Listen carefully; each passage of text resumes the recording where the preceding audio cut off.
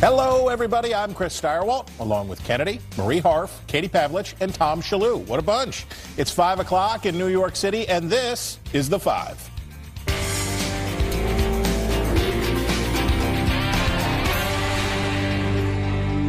Now, President Trump vowed we were going to finally win the war against ISIS under his watch. We will find you, we will destroy you, and we will win. I would bomb the out of him. This is an evil, sadistic, monstrous enemy, and we must keep these killers out of our country.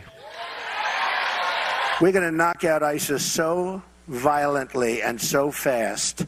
ISIS is being dealt one brutal defeat after another. You see it. And as his first year in office closes out, there's extremely positive evidence we may be getting closer than ever.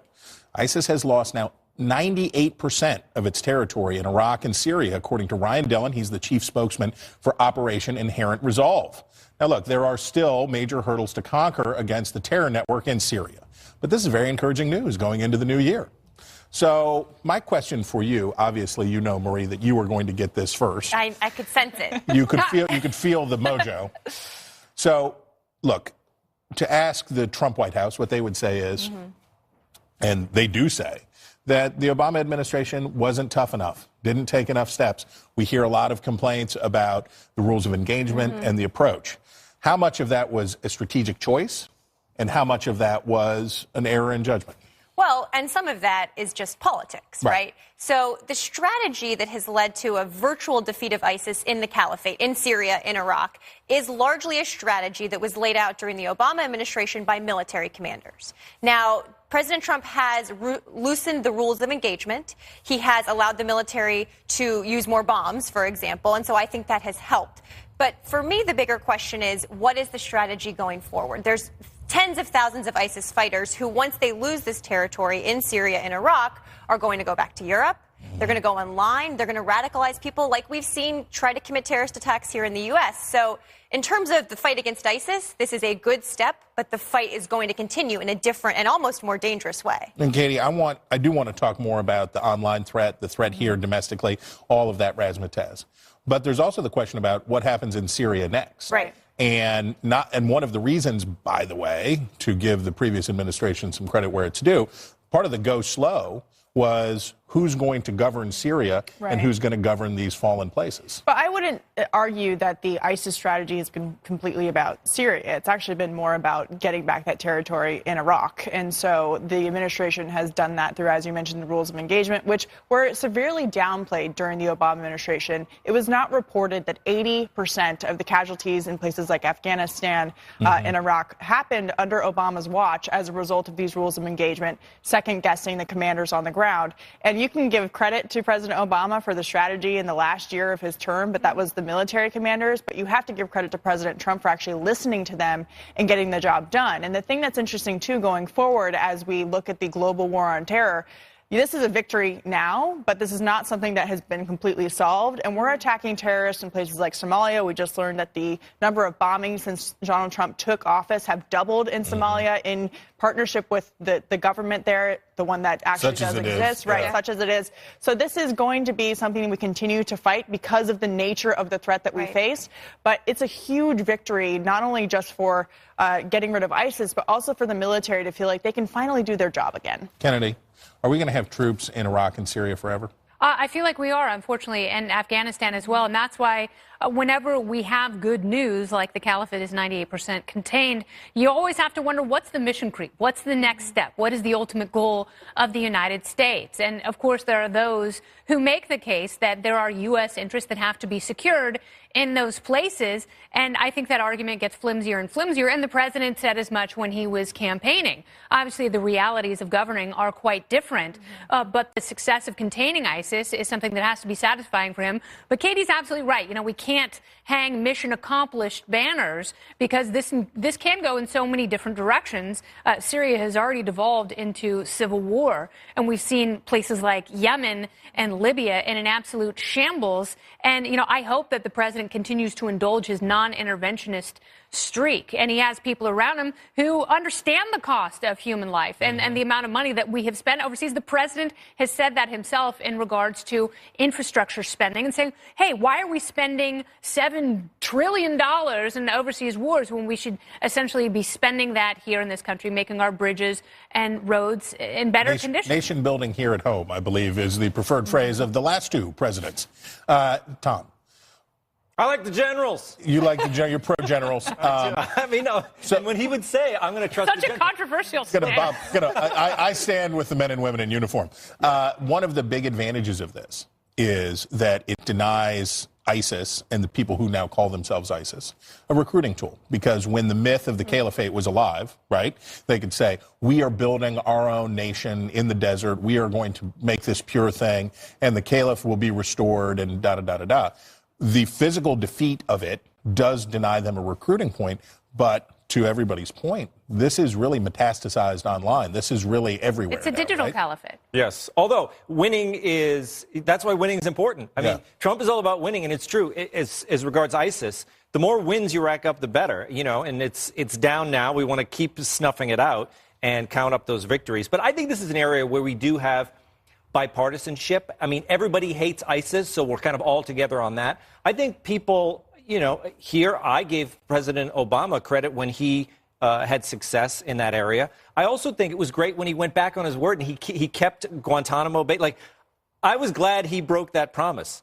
I think when it gets down to it, a lot of times, you know, he said, I'm going to close Guantanamo, I'm going to change our foreign policy. But then when he got in there, the foreign policy against ISIS wasn't that dramatically changed under President Obama. I think when these presidents get in there, they do take the advice of the generals. And so I think it's one area where there's a lot of bipartisanship, even though she disagrees with me, Kennedy. With President Obama, because there were, from Bob Gates to people in the Pentagon, you know, anytime they left the administration, they talked about how difficult it was because they would lay out plans for defeating ISIS, and President Obama had his own ideas for how he wanted to do it. Bob Gates wasn't there when ISIS really became a threat. I think Bob Gates had other issues with the administration. The problem that Bob Gates' issues with the administration were echoed by the problem that members President of the military who were very high up in the But actually, I think the problem President Obama was trying to come up against is to the United States military, every problem looks like a nail and every bomb looks like a hammer. And so there have to be other tools in the American toolbox. That's not insulting and oversimplifying anything. But there have to be other tools to go after threats. And I think he ran on... That's right, he used droning, which killed many more civilians. He ran on ending the war in Iraq. He ran on getting out of Afghanistan. ISIS, by the way, I'm not saying those are good policy decisions, although I happen to agree with them. We were coming out of we are still in the longest war in America's history in Afghanistan. Yeah. And we have no end in sight to when these men and women are coming home. President Obama had 8 years to end that war. And he didn't. And I'm not saying that was okay. My point is we have to look at American power not just as bombs, but as diplomacy, as our economic power, as trade deals. Well, but that did not work very well when it came to ISIS, the bombing of ISIS over the past year. Well, and we bombed a lot of them, over the past year, and we bombed a lot of them, too. Is it a reasonable question to ask? What becomes of Bashar al-Assad? What becomes of Syria now? Absolutely. It's great to have ISIS. It's great to have the people that, as Tom points out, everyone in the world universally hates. Well, and these guys are the New York Yankees of being hated. Right, and there are serious questions now, too, about ISIS actually joining the ranks of the Iraqi government in places where it is not stable. So there's always another problem that we're going to have to deal with. Which will require diplomacy and won't just require military action. When it comes to diplomacy and talking with ISIS, with the Taliban in Afghanistan. What has worked over the past year is taking out terrorists, bombing more, and taking off the rules of engagement. But in terms of how we move forward, you talked about these guys going to Europe, the ones that are left who haven't been killed. That comes down to domestic policy. That is when foreign policy, whether it's in Europe or the United States, turns into domestic policy and how we deal with our borders, how we deal with vetting of refugees who come through a stream without any kind of background. and online radicalization in these areas that have not assimilated. Okay, there's a one problem. area where I absolutely agree with Marie, and that is, I think we have to be more mindful than ever of, what I refer to as the digital caliphate. Right. It's Absolutely, people who have scattered the 45,000 fighters who were fighting with ISIS. Those people who are now, they're down to 1,000. That means you've got 44,000 conceivably, at least the ones who aren't dead. Yeah, and they have gone to places in Western Europe, and they are here in the United States, and they are radicalizing in ways that we have seen here in New York City with 2 terror attacks this year. Or you don't even have to travel there anymore. It used to be you could track someone's travel, and it was a red flag. You don't even have to. You can go online. Tom, do we end up with regime change? Are we going to end up orchestrating regime change in Syria, do you think? Well, there's another example of, you say the presidents get flexible when they get into office. Real flexible. President Trump, he changed his view on Syria. Remember, he came in and he says, we're not going to, What do I care? Yeah. Yeah. And then how long did it take him to start bombing Syria? So he changed. Presidents change when they get in here. That's why you got to trust the generals. That's why you take politics. Do we end up confronting Russia, and do we end up taking out Assad, or does he stay? Well, maybe if we can get this investigation to come to a close, then we can maybe make a deal. The real maybe Trump offers Mueller a deal. Let me off the hook. I'll take out Assad. Do you think we end up taking out Assad? If you listen to the left, we're not fighting against Russia. We're fighting with Russia. So we're a puppet of the Soviet regime, and we do whatever Putin wants. Well, we're not taking out. There's also a proxy war going on, and this is all about the Iranians. So it's not just about Bashar al-Assad. It's about the Iranians being now the focus of this administration. So you think he stays? I don't know. I'm not going to predict that, but I do know that the administration is very focused on Iran and making sure that they don't creep in more than somebody once said that Bashar al-Assad's days were numbered. That was technically everyone's days are numbered. Red line. Technically, everyone's days are numbered. Aren't they? Yes. Last word. The problem has always been, if Assad's not there, what fills that void? Right. That's always been the problem. Look at Libya, look at Yemen. And it's going to be Giancarlo Stanton. Ahead, when Harry met Barry. A very interesting interview conducted by the Prince with the ex-president. That's next.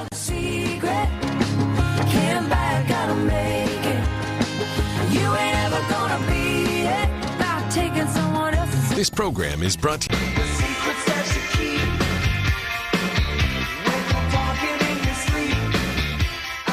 Well, here's something you don't see every day. A prince interviewing a president. The BBC releasing an interview conducted by Prince Harry with former President Barack Obama. Some interesting exchanges. We have the highlights, beginning with what sounded like a veiled swipe at Mr. Obama's successor over his use of social media. All of us in leadership have to find ways in which we can recreate a common space on the internet. One of the dangers of the internet is that people can have entirely different realities. They can be just cocooned in information that reinforces their current biases. It's also, by the way, harder to be as obnoxious and cruel in person as people can be anonymously on the internet. But the president isn't anonymous on the internet. Mr. Obama never mentioned President Trump by name, but one could imagine he had him in mind. Here's another clip. How 44 felt handing over the presidency to 45. You've sat through the inauguration with your game face on, not giving much emotion away, as we all saw. What's going through your mind? The first thing that went through my mind was sitting across from Michelle, how thankful I was that she had been my partner through that whole process, and that we hadn't fundamentally changed. I think was a satisfying feeling. Now, that was mixed with all the work that was still undone and concerns about how the country moves forward. But overall, there was a serenity there, more than I would have expected. There's nothing more serene than the feeling of your entire legacy coming undone.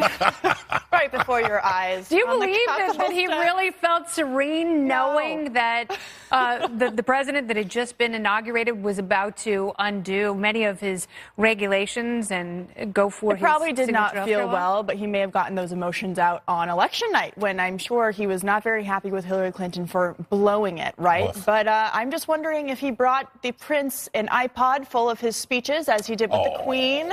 Wondering how I'm sad he wasn't asked about whether he's happy about the Churchill bus being back in the White House. But here are some it's things like that every actually oldie but are goodie coming out. dangerous about social media that I want to remind President Obama of. The first thing, inviting a woman who bathed herself in milk and Fruit Loops in her bathtub to do an interview of you in the White House. That's one. The second is selfie sticks. The president used a lot of those.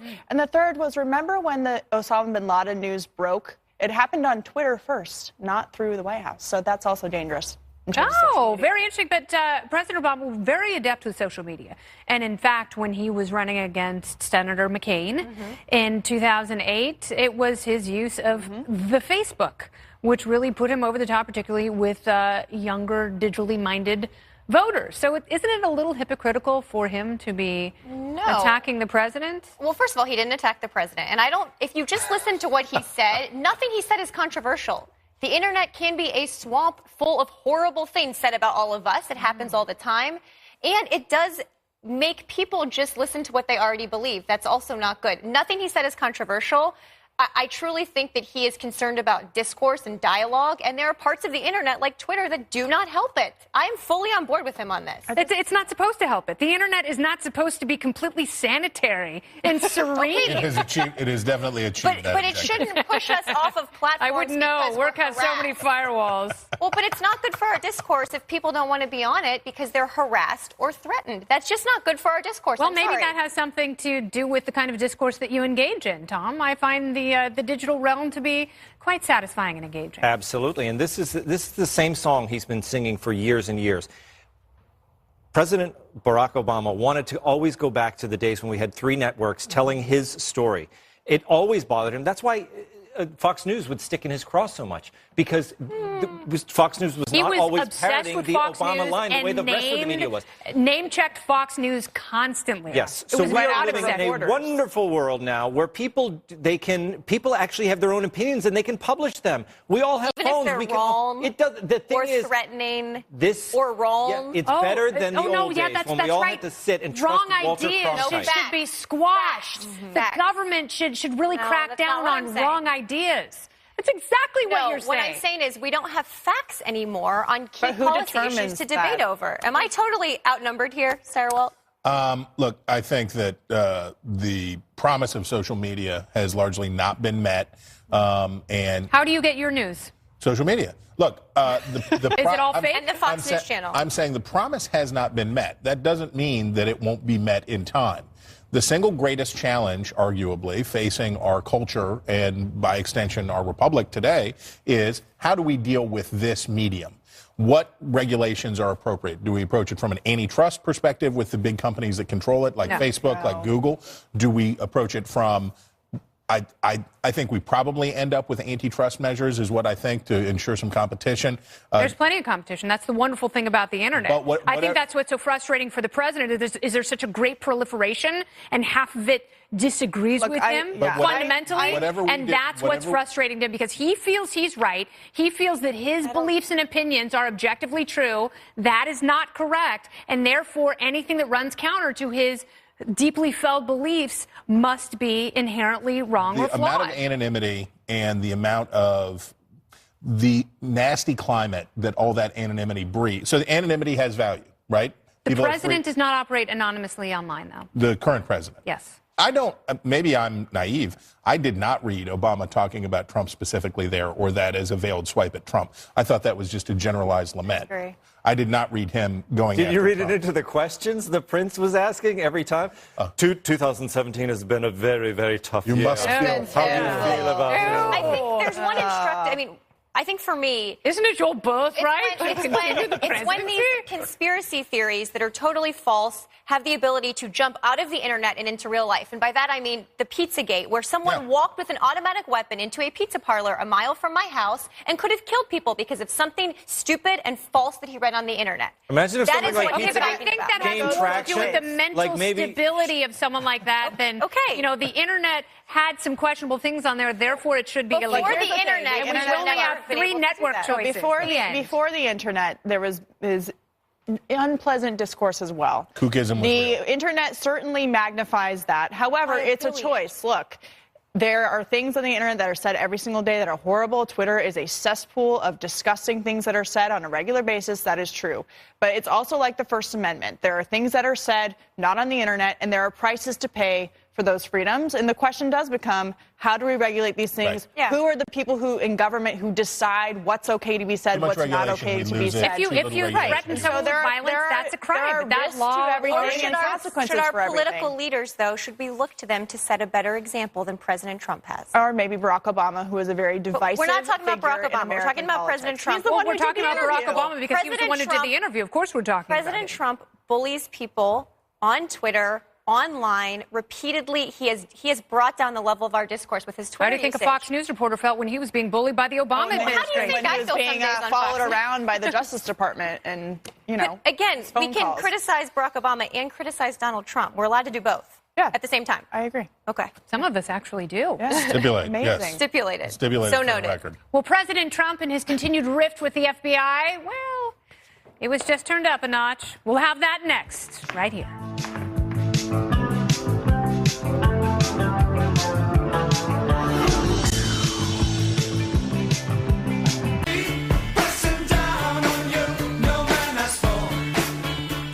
President Trump, as you know, isn't very happy with the FBI these days. He's at Mar-a-Lago tweeting again and again that the Bureau is tainted, still fired up about the investigation into his campaign's possible ties to Russia. Watergate reporter Carl Bernstein takes great issue with that, saying it's not the FBI that's tainted. There's only one institution that really has been tainted through these months, and that is the Trump presidency. It's tainted by the president's lies, by his disrespect for American institutions operating under the law, with traditional American democracy and the instruments thereof. If the president is as confident as he says that this investigation is going to end very soon, and with him being exonerated, he ought to welcome all this instead of attacking constantly. He's doing a grave disservice to our democracy. Well, I agree with some of the things, not everything, that Carl Bernstein just said. But, Chris, I'm coming to you first on this. It does seem like President Trump almost enjoys pushing institutions to the limit. I think a lot of his supporters liked that he was going to come in and shake up Washington, drain the swamp. Do you think this is taking it a step too far in really going after the FBI as they're investigating him? Well, you can look at it a couple of ways. Now, number one, Carl Bernstein, Lordy day. Right. I mean, Man. Bob I was on Fox News Sunday with Bob Woodward on Sunday. He's measured, he's smart, he has a good perspective on this. Yeah. Bernstein, his former stablemate, has embraced like a full plutonium,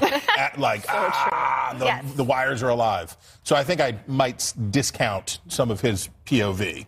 But that being said, all that having been said, look, the president has a strategy, and his supporters and defenders have a strategy, which is that whatever the FBI and Robert Mueller come up with, they want his core group of supporters to say, doesn't matter, it's not credible. The FBI is shot through with Democrats. It is crooked, and I don't believe what they say, and I'm sticking with my man. So this is all pre-buttal, so that whatever comes out at the end, that Republicans will, or Trump's Republicans will stick with him, whatever the findings are, because you are impeaching the witness in advance. Which is going to look really silly if Robert Mueller actually ends up exonerating the president. And so there are some ways to walk around this. But that being said, there is a serious issue at the top levels of the FBI. We have it in black and white with the text messages. Not only people talking about it politically, but if an official government office being used to talk about some kind of insurance policy. And I think it's legitimate that people have questions about what exactly that meant. Now, Christopher Wray, the new FBI director, has an obligation to go through, remind his agents, especially the top brass working around him, that politics cannot impede any of your investigations and none of your decisions can be made based on how you feel about particular candidates and what they are saying.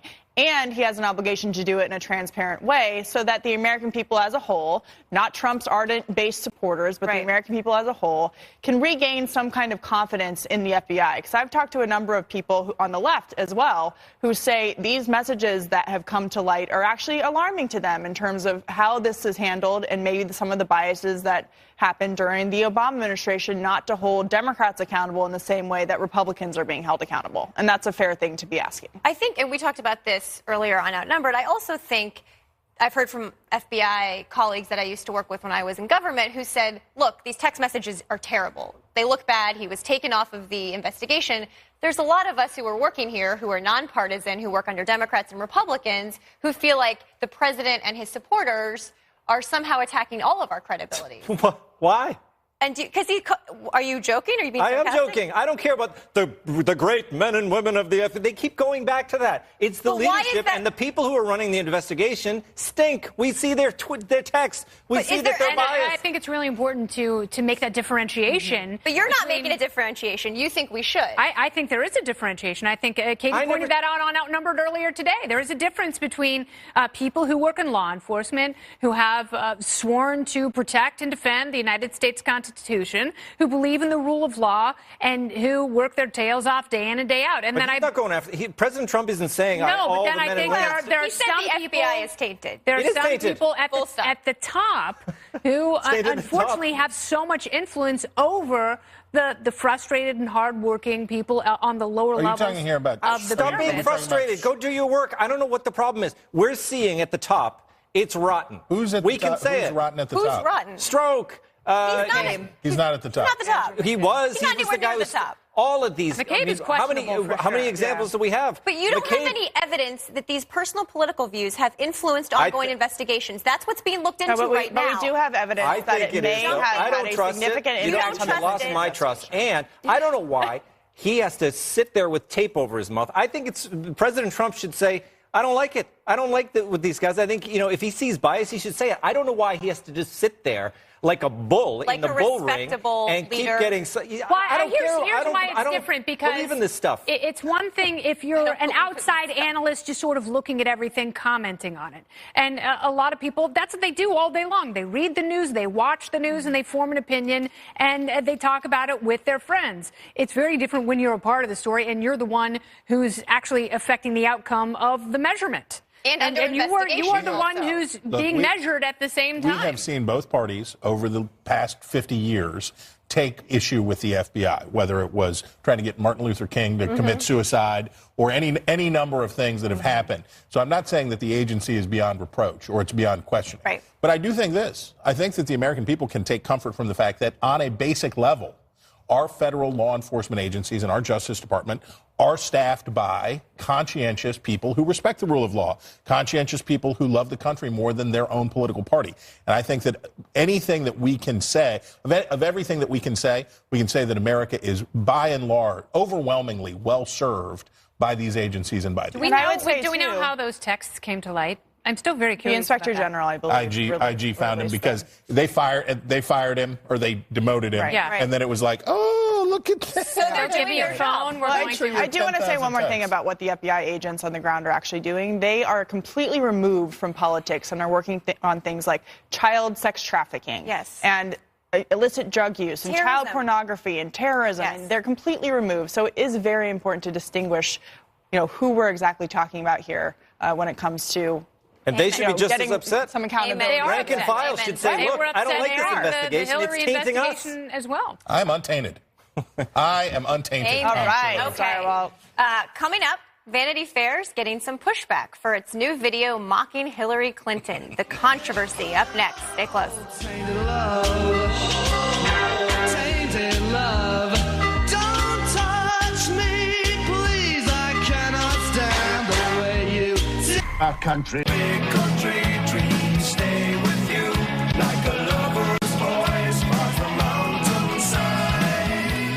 Clinton just won't go away, and staffers at Vanity Fair have some suggestions to keep her busy and out of politics. It's time to start working on your sequel to your book, What Happened? What the hell happened? Get someone on your tech staff to disable autofill on your iPhone so that typing an F doesn't become Form Exploratory Committee for 2020. Take up a new hobby in the new year. Volunteer work, knitting, improv comedy, literally anything that'll keep you from running again. To finally put away your James Comey voodoo doll.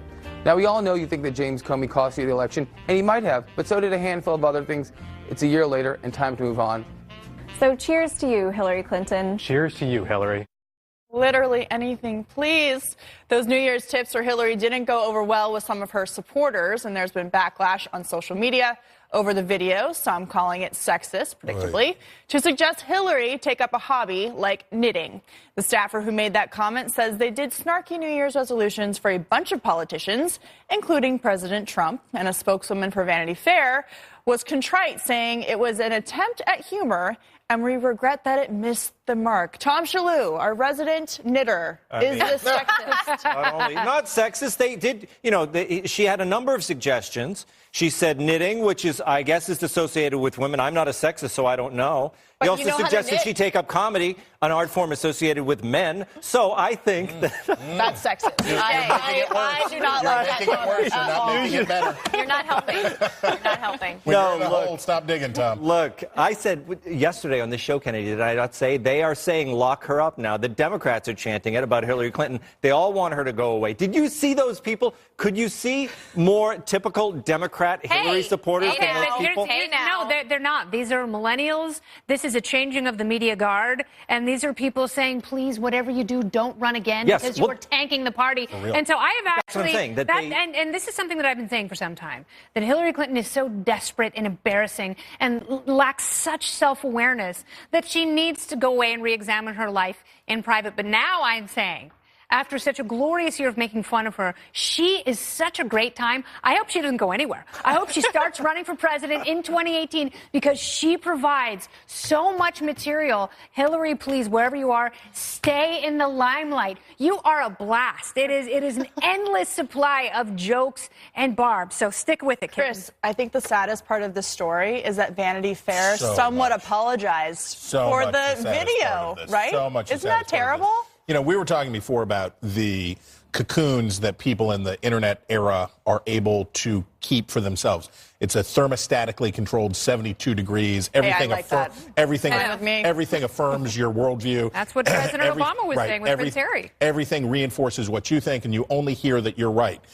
The fact that this mild lampooning of, by the way, we should point out, the most disastrous national politician, 2 presidential elections, lost to the 2 most she lost twice. Once to a guy whose middle name was Hussein, and the other time to the host of The Celebrity Apprentice. She lost. She's the worst Democratic nominee since at least Dukakis. She beat Rick Lazio. Don't you forget that. That is true. She beat Rick Lazio. So here is this person.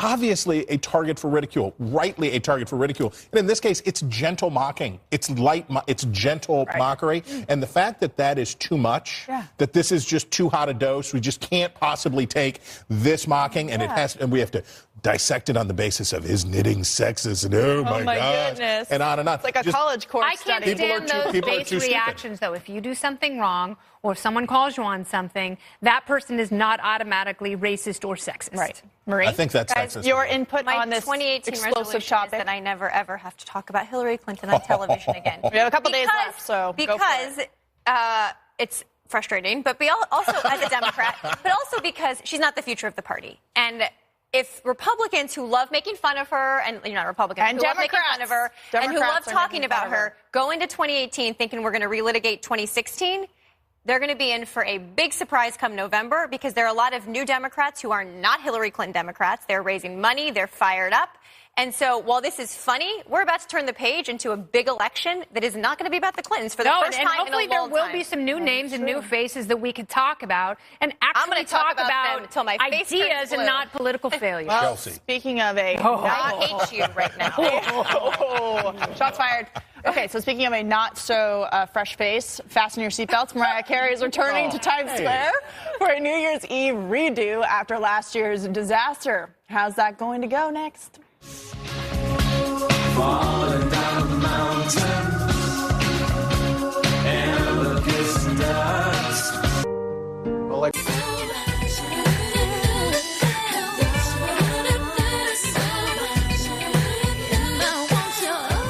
It wasn't Mariah Carey's finest hour. I'll just get through the motions, okay?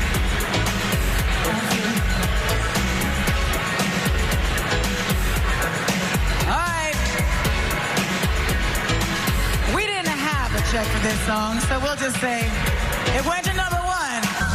I'm going to say let the audience sing, okay? Last year's New Year's Eve performance was a catastrophic mess, but everyone deserves a second chance, right? Mariah is going to get one this Sunday when she returns to Times Square for a redemption performance on Dick Clark's Rockin' Eve. Wow, Kennedy, Mariah Carey, I don't know, am I the only one who thinks that wasn't that bad of a performance? She had technical issues. Well, here's what I will say. Jesse Waters and I will be hosting an All-American New Year right here on the Fox News Channel starting at 10 p.m. Eastern on Sunday night. We will be in Times Square. Last year, as Mariah Carey walked by me, I said, "Hello, Mariah," and looked her in the eye, and she looked as though the ghost of MTV Past had clutched her around the neck and wouldn't let go. She looked so terrified and discombobulated that I think that might have been the cause of her bad performance. You freaked her out. So what I need to do is Jesse and I need to find her beforehand and give her a nice, Positive friendly, vibes, positive, emotional massage so she's able to go out you should give her a and jacket. complete the work that she started. And you know, it's going to be like minus 25. Is So it I true don't that- think she'll be in the sequin Is body. it true that that's what Jesse's wearing this year? That's what the internet said. We do have a internet Mariah-inspired outfit for Spangled this year's nude body All-American New stocking. Year. I think Kennedy should leave the emotional massaging to Jesse. What do you think about that? I feel like there's no good answer. I feel like there's no good answer. There's no way to There's answer no that. good answer. You know, Who I doesn't think love that Mariah, we're her good luck charm. I love Mariah when she actually sings. I mean, those poor people stood out in Times Square in the cold to hear the audience singing. It's going to be even colder this year. Did you ever try? You go outside and you do these things. There are technical issues. It's hard. Someday, if we just forget what we're saying on the show, and I'm just going to wander around and say we didn't practice. I'm glad she is getting a second chance. Thank you. This is America. We believe in redemption. Right, and she'll do She's getting a beautifully. second chance. She'll do a good job, but she should dress appropriately because it'd be harder to sing when it's so cold. Wouldn't it be great if she dresses like the kid in A Christmas Story? Well, What then if she can't have her mic. She should. Right, guys, we're all It'd be a forgetting little the key difficult. question. Why doesn't she just lip sync? Well, there Well, was you a- can hear there's a track behind her with the dog whistle. She cannot. She can no longer sing those super high notes, Marie. But the thing is, Didn't you hear her voice like, all right, we've I got did. some technical problems.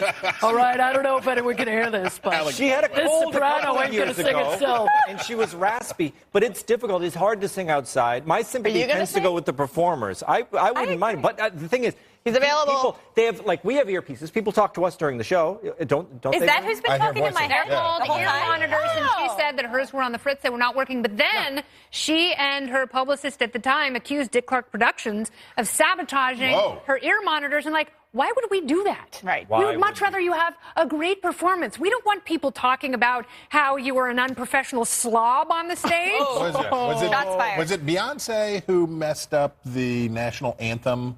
That was Roseanne Barr. Beyonce can do no wrong. At the inaugural.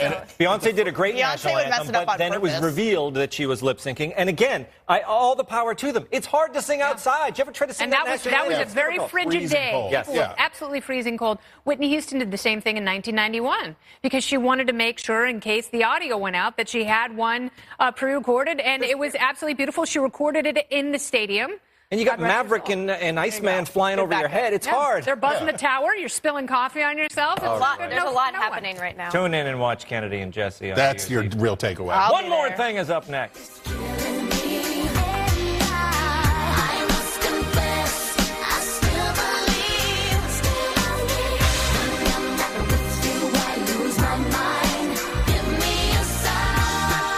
critics are all...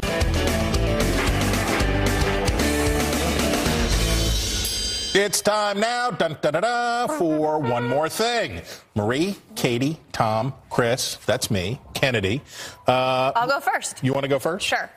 So this is the plane to nowhere. Chrissy Teigen and her husband, John Legend. John Legend, who is also a Buckeye, like I am, were stuck on a plane heading from L.A. to Tokyo when it was turned back because an unauthorized person was on board. Apparently this happens more often than you think. In the last 24 hours, 10 planes have had to turn around and go back to their origin. What? But let's play. She tweeted out something making fun of the situation. I think we have the video. Thank you so much for taking me on this awesome vacation, babe. Welcome to Los Angeles. A little sarcasm there for a plane that literally turned around in midair and came back. Not the way any of us want to start our vacations. Life is so hard. I know, it's difficult. Okay, so this is a very sweet story. Sean Hopkins, a high school student in California, received a great surprise from his classmates after his Nintendo 3D game system that he got from his late grandmother was stolen. Watch this. We took it upon ourselves to donate all this money towards a new 3DS for you.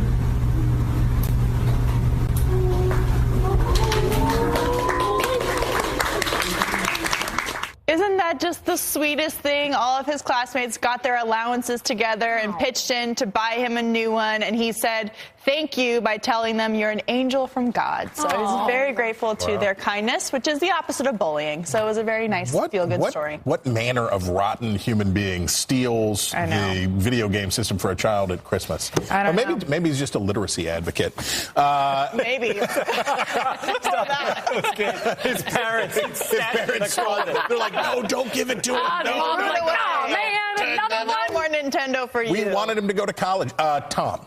Yes. Well, you know, as the author of Mean Dads for a Better America, I believe that parents should embarrass their children whenever possible. Deja Davis, she was just trying to sing a pop song, and watch what her mother does. You made me feel as though I was enough. We danced the night away. We drank too much. I held your hair back. Wait, Mama, come on! Come on, I sounded good. Oh, my God. The best. Love Fantastic. Don't you love it, Kennedy? That's a kind Have you of ever done parenting something like that to your kids? Every day. I dance in the grocery store, and my children, they bury their heads like, Mom! And I tell them, I was once cool. I'll have you know, in the 90s. You still are cool. That's them. All right, please let me bring it down. Let me get the coolness out of the room, because I want to tell you about the 8-year-old boy. He was rescued after falling through the ice in Utah on Christmas Day. Now, I love this story for a couple of reasons. One, the boy's chasing a dog who he was worried about going out onto the ice. He fell through the water. Several rescuers arrived on the scene, and you're going to meet Sergeant Aaron Thompson of the Washington County, Utah Sheriff's Office, and he went into the water after this kid. Let's listen. I was getting desperate. I had searched the entire broken out area, and he was back underneath the ice beyond the broken out area, and I was actually calling out to him.